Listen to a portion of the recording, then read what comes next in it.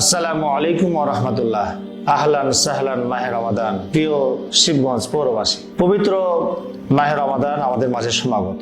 আত্মসংযম, আত্মশুদ্ধি এবং তাকওয়ার এই মাস।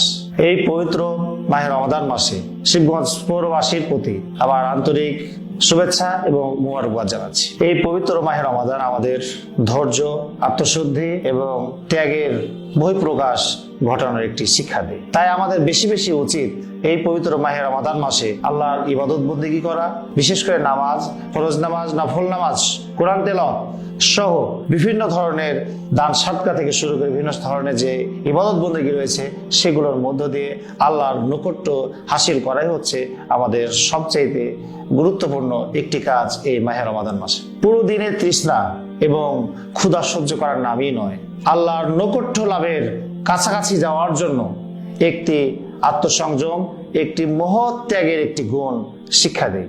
রাসূল করিম সাল্লাল্লাহু আলাইহি সাল্লাম যেভাবে বলেছেন, এই মাহে রমাদান যারা পেল অথচ তার জীবনের অতীতের গুনাহ মাফ করতে পারলো না, তার চাইতে হতভাগ্য ব্যক্তি কেউ নয়। আমরা সৌভাগ্যবানদের কাতারে দাঁড়াতে চাই। আল্লাহ রাব্বুল আলামিনের নৈকট্য লাভের মধ্য দিয়েই আমরা আল্লাহর সান্নিধ্যে গিয়ে আমরা নাজাতের ওসিলা পেতে চাই। সম্মানিত শিবগঞ্জ পৌরবাসী, তাই আসুন আমরা গীবত, অনাচার, মিথ্যা, পাপাচার, অশ্লীলতা সকল কাজ থেকে দূরে নিজেদেরকে রেখে আমরা বিত্তবান যারা আছি, সমাজে প্রভাবশালী যারা আছি, যারা রাজনৈতিক ব্যক্তিবর্গ যারা আছি, সমাজের অসহায় দুস্থ মানুষদের পাশে আমরা দাঁড়াই। মাহে রমাদান মাস আসলে আমরা দেখতে পাই বাংলাদেশের বিভিন্ন প্রান্তরে, বড় বড় শহরগুলোতে, বড় বড় বাজারগুলোতে দ্রব্যমূল্যের ঊর্ধ্বগতি হয়। আমি বিনয়ের সাথে, শ্রদ্ধার সাথে আমার প্রিয় শিবগঞ্জের ব্যবসায়িক ভাইদের প্রতি আমার অনুরোধ, আমরা ক্রয় সীমার মধ্যে দামগুলো আমরা রাখবো। আমরাও হতে পারি এই মাহে রমাদান মাসে সঠিক ন্যায্য মূল্য নেয়ার মধ্য দিয়ে আমরা ইবাদতের মধ্যেও আমরা সামিল হতে পারি।